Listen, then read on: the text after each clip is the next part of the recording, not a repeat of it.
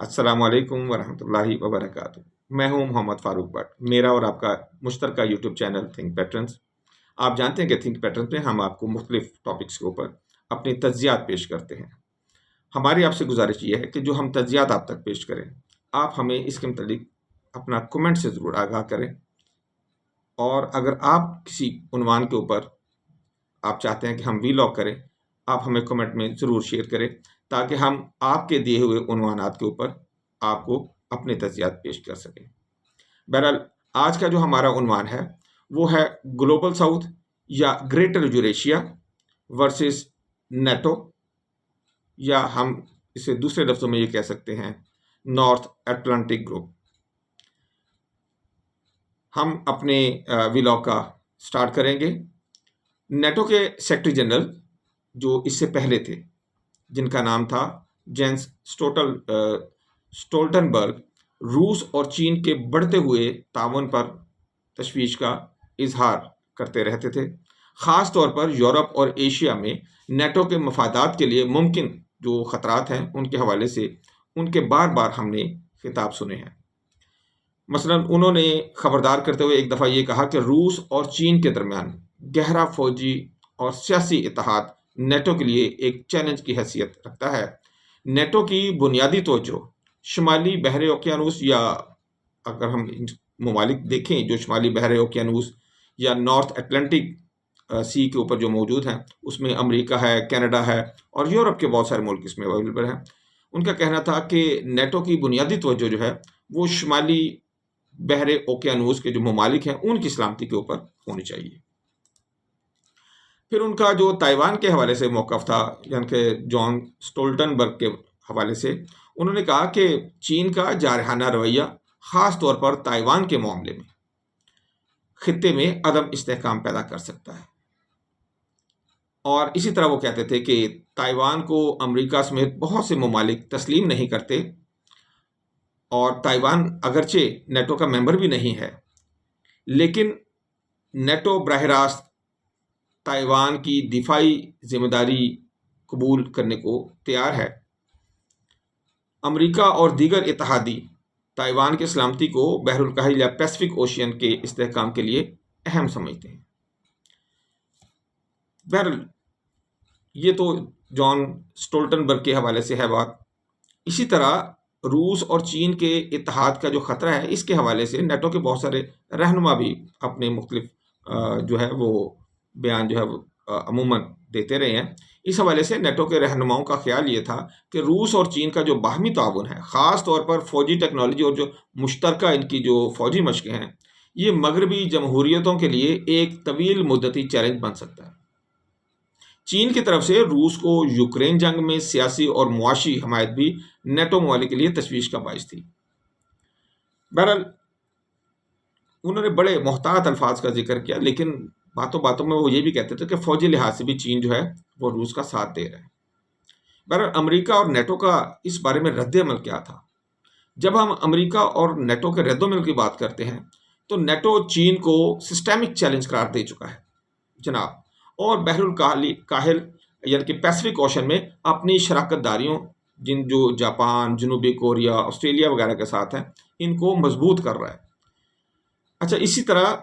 امریکہ نے اسی حوالے سے، جس میں آسٹریلیا شامل تھا، جاپان ہے، امریکہ خود ہے اور انڈیا ہے، کوآڈ ایک جو ہے یہ گروپ بھی تشکیل دیا تھا۔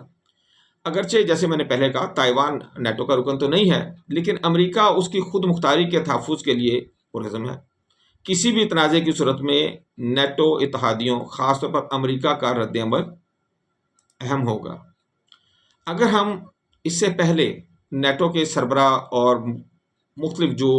نیٹو کے سربراہان ہیں ان کی اگر ہم بات کریں اور ان کی تمام باتوں کا ہم کوئی نتیجہ نکالنا چاہیں، کوئی سمری کرنا چاہیں، تو وہ اس طرح تھی کہ نیٹو روس اور چین کے اتحاد کو ایک بڑے جغرافیائی اور سیاسی خطرے کے طور پر دیکھ رہا ہے،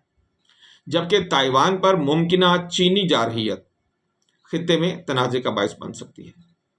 تاہم نیٹو کی براہ راست شمولیت کے بجائے امریکہ اور اس کے ایشیائی اتحادیوں کا کردار زیادہ اہم ہوگا۔ یعنی کہنے کا مطلب یہ ہے کہ امریکہ کا یہ خیال تھا کہ بجائے اس کے کہ ہم خود اس قضیے میں پڑیں،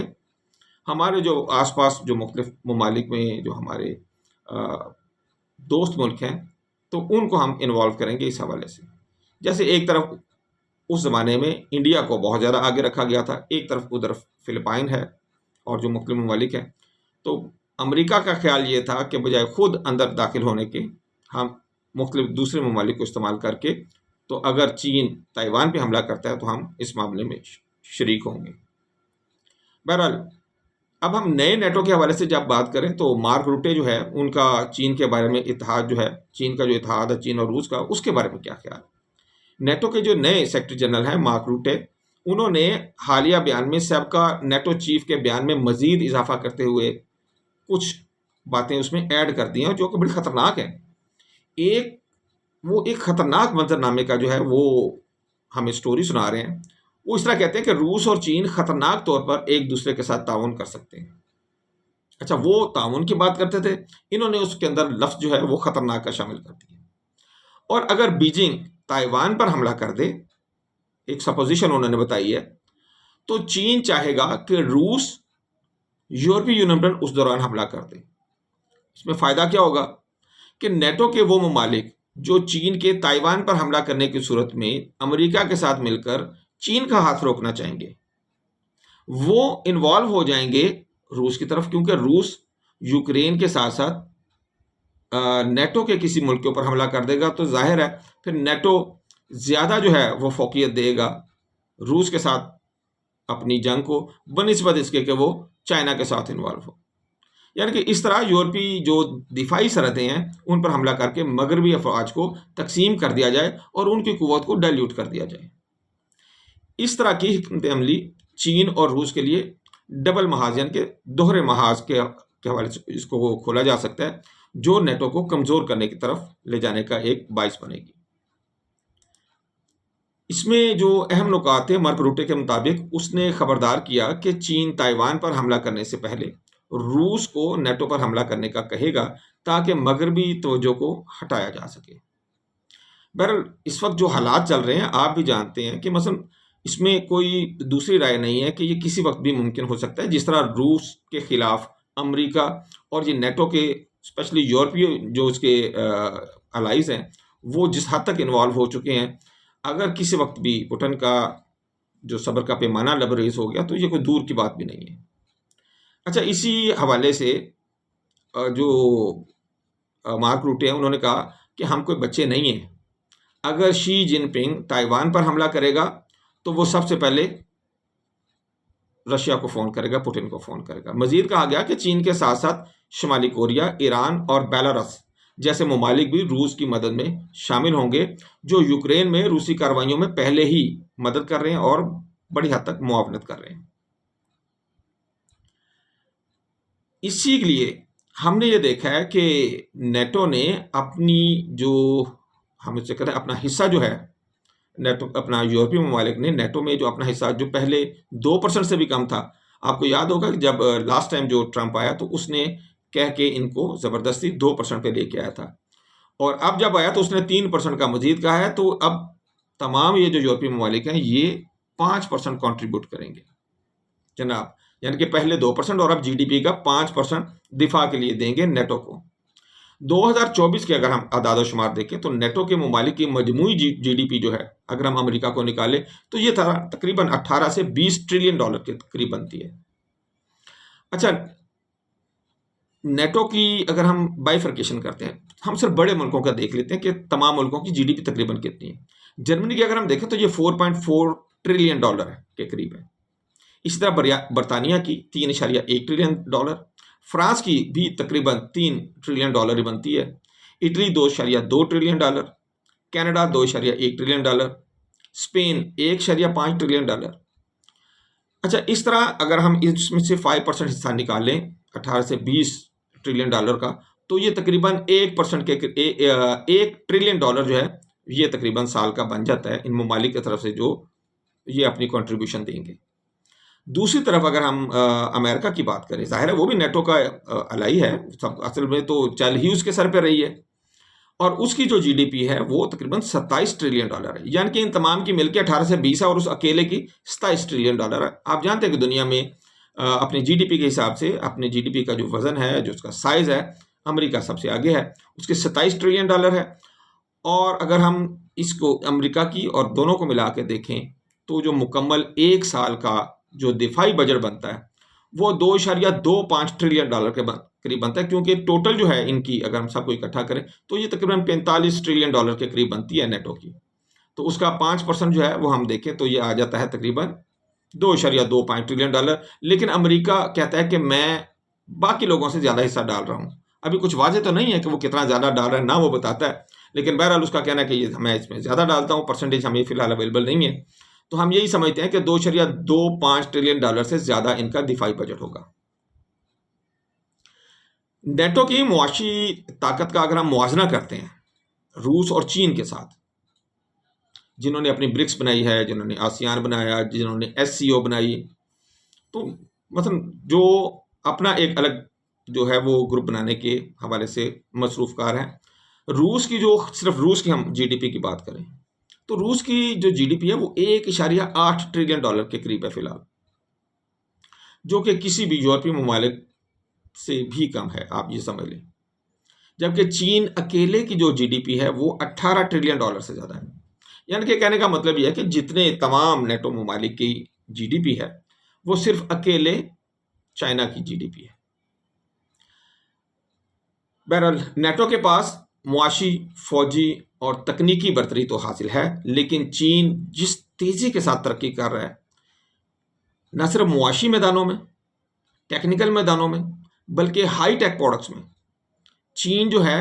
وہ ایسا بعض کا تو ہمیں لگتا ہے کہ جیسے آنے والے بہت جلد یعنی کہ مستقبل قریب میں یہ امریکہ نیٹو کو بہت پیچھے چھوڑ جائے گا۔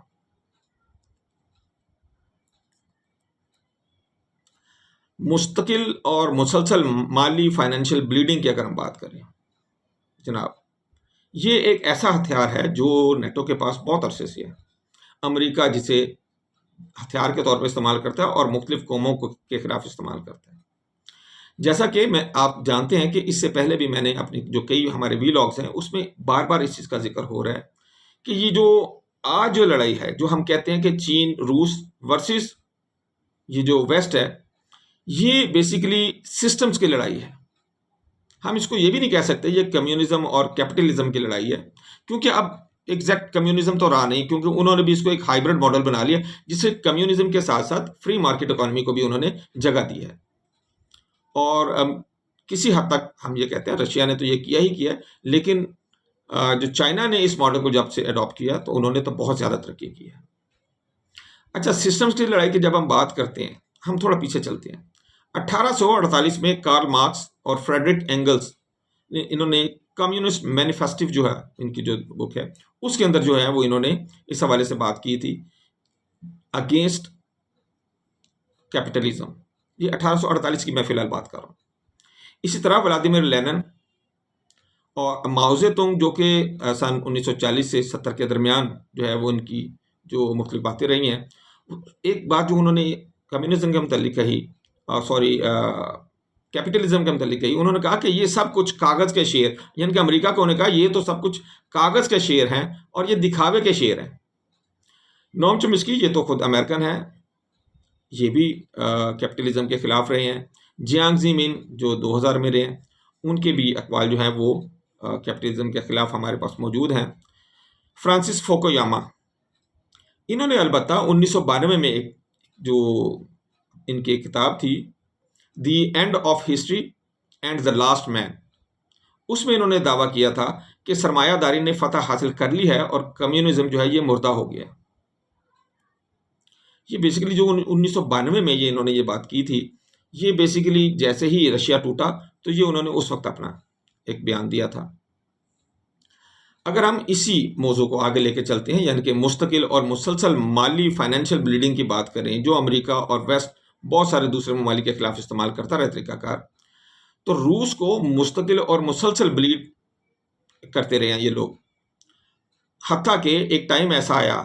کہ روس ٹوٹ گیا اور مختلف اسٹیٹس میں یہ چینج ہو گیا۔ چین البتہ سمجھدار رہا، اس نے ہائیبرڈ ماڈل کو اپنایا اور کمیونزم میں فری مارکیٹ اکانومی کا تڑکا لگائی رکھا، اور اس کا فائدہ اسے کیا ہوا کہ وہ رفتہ رفتہ اپنی اکانومی کو مضبوط کرتا رہا، اپنے آپ کو دفاعی لحاظ سے، معاشی لحاظ سے، تکنیکی لحاظ سے بھی انہوں نے کیا۔ البتہ اس دوران ویسٹ نے کیا کیا کہ اپنے آپ کو سسٹمز کی لڑائی سے نکال کے انہوں نے کہا کہ اب تو تہذیبوں کی لڑائی ہے، یعنی کہ مختلف مذاہب کے دوران اب تو یہ لڑائی رہ گئی ہے، کمیونزم تو ہم نے مار دیا، اب اس کا تو کام ہی کوئی نہیں ہے، اس کا کیا کام ہے۔ یہ یعنی کہ 91 92 کے بعد جو ہے انہوں نے اپنے آپ کو ایک شفٹ کیا کہ اب جو ہمارا مقابلہ ہے، اب ہم سب مل کر، جی اب ہم سارے مذاہب مل کر اسلام کے خلاف اب ہم جو ہے وہ کام کرنا شروع کریں گے۔ اور پھر آپ نے دیکھا کہ ایک ایک کر کے چن چن کر جو ہے مسلمان ملکوں کو پہلے الگ الگ کیا گیا، توڑا گیا۔ ان کے اتحاد کو، پہلے ہی اتنا اچھا اتحاد نہیں تھا تمام مسلمان ممالک کے درمیان، اس میں تو آپ کو بھی پتا اور مجھے بھی پتا ہے۔ ہاں البتہ ایک دفعہ OIC نے بڑا ایک اچھا اٹھان بھری تھی جب بھٹو نے تمام مسلمان رہنماؤں کو اکٹھا کیا تھا، لیکن اس کے بعد آپ نے دیکھا کہ ایک ایک کر کے تمام ان رہنماؤں کو مختلف حوالوں سے مار دیا گیا۔ اور اب اگر ہم بات کریں تو تقریباً ہمیں نظر آتا ہے کہ یہ اب ایک آخری مرحلہ چل رہا تھا جس میں مذاہب کی لڑائی کو یہ بالکل آخری سرے پہ لے کے جانا چاہتے ہیں۔ اور آپ یہ سن کے حیران ہوں گے کہ اب مذاہب کی لڑائی سے یہ نکلیں گے اور اس کے بعد یہ دوبارہ وہ پھر سسٹمز کی لڑائی میں چلے جائیں گے، جہاں پہ یہ دوبارہ چین اور روس کے ساتھ لڑائی کریں گے۔ پہلے میں نے آپ کو بتایا کہ ان کی جو لڑائی رہی ہے وہ روس کے ساتھ تھی، چائنا بیچ میں سے اپنے آپ کو الگ کر لیتا تھا اور ابھی تک اس نے اپنے آپ کو الگ کیا ہوا ہے، جبکہ روس کے ساتھ انہوں نے اس کو پہلے سر جنگ میں الجھائی رکھا اور پھر بعد میں اس کو افغانستان میں لے جا کے اس کے ساتھ سلوک یہ کیا کہ اس کو مسلسل بلیڈ کیا، اس کی اکانومی کی انہوں نے چولہے ہلا کے رکھ دی اور وہ ستیاناش ہو گیا اس کا۔ اب جو میں نے بات کہی کہ جو دوسری سٹیج تھی جس میں تہذیبوں کی لڑائی کی یہ بات کر رہے تھے، تو اس میں پاکستان کو بھارت کے حوالے انہوں نے کیا ہوا تھا۔ بہت ساری مغرب میں جو بکس لکھی گئیں اس میں تو یہ یہاں تک کہہ دیا گیا تھا کہ 2013 میں پاکستان کو ہم ٹکڑے ٹکڑے کر چکے ہوں گے اور پاکستان اپنی اصل حالت میں برقرار نہیں ہے۔ اور جتنی دفعہ بھی انڈیا نے پاکستان پر حملہ کرنے کی سوچا تو اس کا مطمئن نظر یہی تھا کہ پاکستان ایک elongated ہے، elongated مثلا ایک لمبائی کے رخ میں ہے، ہم اس کو بہاولپور کی طرف سے انٹر ہوں گے اور اس کو کاٹ دیں گے، سندھ کا حصہ پرلی طرف کر دیں گے، ادھر سے ہم بلوچستان اور پرلے سے کو الگ کر دیں گے اور پاکستان کو کم از کم 3 سے 4 حصوں میں ہم اس کو تقسیم کر دیں گے۔ بہرحال اللہ تعالیٰ نے اپنا کرم کیا، جیسے میں نے آپ کو بتایا کہ انہوں نے تو پاکستان کو اپنی طرف سے بھارت کے حوالے کیا ہوا تھا اور گلف کے سارے ممالک کو بشمول ایران کو انہوں نے اسرائیل کے حوالے کیا ہوا تھا۔ اور آپ کو یہ پورا منظر اس وقت نظر آ رہا ہے کہ پہلے انڈیا نے پاکستان پر حملہ کیا، لیکن جیسے لاسٹ ٹائم بھی میں نے بات کی تھی کہ یہ اپنی تدبیریں کرتے ہیں، لیکن ایک وہ ہے جس کی تدبیریں سب سے اچھی ہوتی ہیں اور وہ ہمارا اللہ تعالیٰ، اور اس کی تدبیریں سب پہ کارگر ہوتی ہیں۔ تو اللہ تعالیٰ نے پاکستان کو بچایا اور ان تمام کو ذلیل کیا اور ان کے ہتھیار کو توڑا، یعنی کہ بھارت کو، اور آج بھارت اپنے زخم چاٹنے پہ مجبور ہے۔ ہاں البتہ اسرائیل کو اس وقت جو ہے وہ پوری بیک حاصل ہے۔ آپ نے دیکھا کس ملک نے ان کا ساتھ نہیں دیا آج تک۔ اب جا کے کہیں مہینہ ہوا ہے کہ اسپین جو ہے وہ کھل کر اس کے خلاف آیا، ابھی بھی فرانس، انگلینڈ اور بہت سے یورپی ممالک، امریکہ تو خیر ہے ہی ان کے ساتھ، تو یہ اب تک بھی اسرائیل کے پیچھے کھڑے ہیں۔ بیسیکلی وہ اسرائیل کے پیچھے نہیں کھڑے، وہ اپنے مفادات کے پیچھے کھڑے ہیں۔ یہ ان کا بچہ ہے یا یہ مغرب اسرائیل کا بچہ ہے، دونوں میں سے ایک بات ہے۔ یہ بات بھی انشاءاللہ کھل جائے گی۔ بعض اوقات ہمیں یوں لگتا ہے کہ امریکہ اسرائیل کا بچہ ہے، اسرائیل امریکہ کا بچہ نہیں ہے۔ بہرحال حالیہ واقعات پر نظر ڈالتے ہیں تو آپ بخوبی جان جائیں گے کہ پہلے تو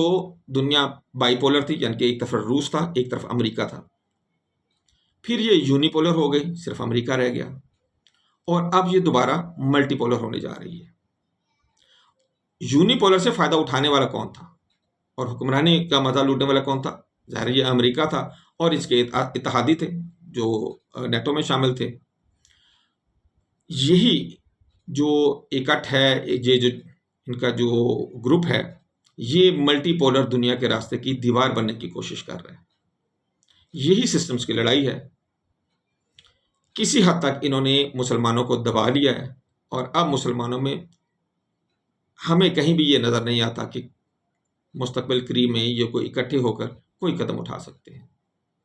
سوائے اس کے کہ پاکستان اور ترکی کسی حد تک اپنی دیواروں کو مضبوط کر کے، اپنی سرحدوں کو مضبوط کر کے بیٹھے ہوئے ہیں. ادروائز ان کے علاوہ کسی اور ملک میں ہمیں اٹھ کر دوسرے کا سامنا کرنے کی ہمت نظر نہیں آتی ہے.